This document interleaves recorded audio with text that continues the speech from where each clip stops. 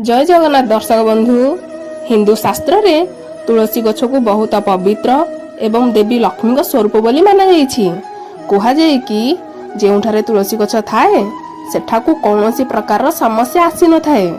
मान्यता अनुसार तुलसी गछ जदि घरर अगणारे लगा जाए तो घर को कौनसी प्रकार नकारात्मक शक्ति आसी न थाए एवं घरे सदा सर्वदा सकारात्मक ऊर्जा वास करि थाए।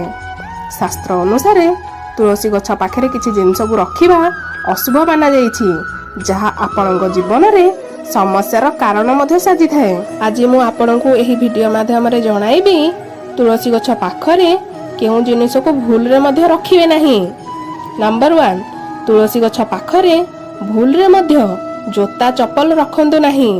कुहा जाय कि तुलसी गछ पाखरे भूल रे मध्य जोता चप्पल रखिबा कथा नुहे। जेमिति मंदिर भितर को जोता चप्पल पिंधि प्रवेश करा जाए नाही, ठीक सेही परी तुलसी गछर आख पाखरे मध्य जोता चप्पल रखंती नहीं।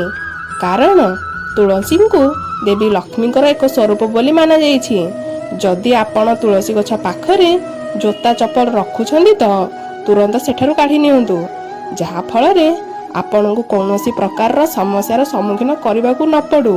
नंबर 2, राति रे तुलसी गछ पाखरे पानी रखंतु नहीं। शास्त्र अनुसार संध्या काल किंबा रात्रि समय रे तुलसी गछर आख पाखरे मध्य जल रखिबा कथा नुहे एवं ना तो संध्या समय रे तुलसी गछरे जल अर्पण करिबा कथा। तुलसी गछरे सकाळे स्नान सारी जल अर्पण करिबा शुभ माना जाए। तुलसी गछ पाखरे जलपूर्ण किंबा खाली जल पात्र केबे मध्य रखिबा अनुचित। यह घर पाई वास्तु दोष उत्पन्न करने सह आर्थिक समस्यार कारण साजि थाए।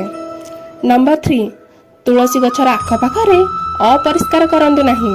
दर्शक बंधु, जदि आपणक घरर अगणारे तुलसी गछ लगाइछंती तो तुलसी गछर आखपाख जगह को मध्य सर्वदा सफासुतरा रखंतु।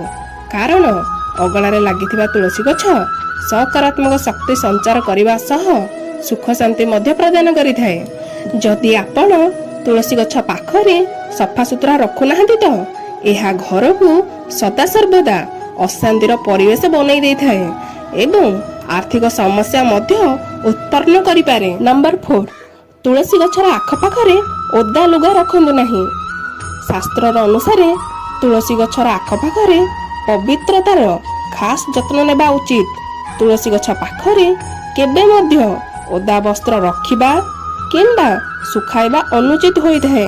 यह द्वारा घरे थिबा सकारात्मक शक्ति कम हेबाकू लागे एवं घरे रहुथिबा व्यक्तिଙ୍କ जीवन रे आर्थिक समस्या गुड़िक बढ़िबाकू लागे।